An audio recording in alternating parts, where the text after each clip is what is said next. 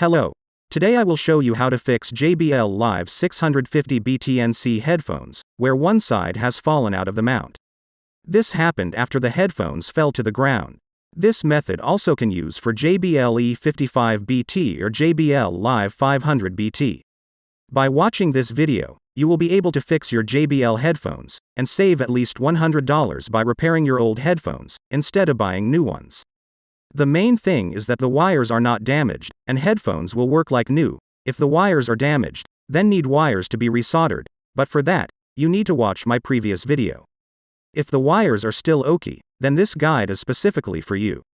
To put the headphone housing back in, you need to disassemble the headphones. To do this, you need to remove the small decorative plastic ring, but do so carefully so as not to break it. It is held in place by 4 plastic hooks. It's not easy, but with a little ingenuity, you can do it.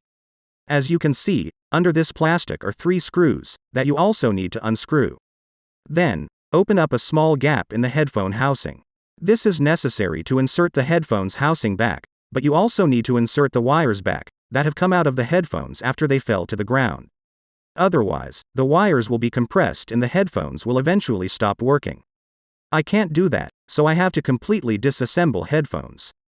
To do this, you have to unscrew 2 more screws, but JBL has put in triangle-type screws. Fortunately, they can be unscrewed with the right size minus screwdriver. When you have unscrewed both screws, carefully remove the plastic cover, but be careful not to damage the wires or damage the plastic hooks, because 2 of them hold the headphone plastic together. We are inside the headphones, but we still can't see the wires that need to be pulled back into place, so we also need unscrew 2 screws that hold the main board in place. And need remove the board, but do so carefully, so as not to damage the micro USB socket. Now we have the opportunity to pull the wires back into place. Then, press the headphone housing pins back into place. This may not be easy. Start with the cable side pin, put it in first and then press second pin in, slightly pulling it towards the center. Success. As you can see, both pins are in the right places. Now you can screw the main board back in. If anyone is interested, here is a close-up of the wiring color and battery model. When the headphones fell to the ground, one screw mount also broke. Put paper on the table, so you don't damage your grandma's table with superglue. Check how to put the plastic back in place when you apply the glue. Apply superglue on both sides and put the part in place. Press it into place and apply more glue over the top. Later, when the glue has dried, put the headphone housing together. Screw in the 2 triangular head screws. Then screw back the 3 remaining screws. To put the plastic ring back on, you have to turn it so that the pins are against the holes in the headphone body. And press to secure plastic ring in place.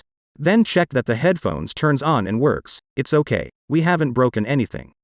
Also plug in the charger. As you can see, the red light is on and the headphones are charging. As you can see, side is in place and working, not falling out. It really was that easy. Over $100 saved and everyone is happy. If you have any questions or suggestions, feel free to post them below this video. Also, I'd be happy if you hit like and subscribe buttons to this video to support me and meet me in other good videos. Have a nice weekend.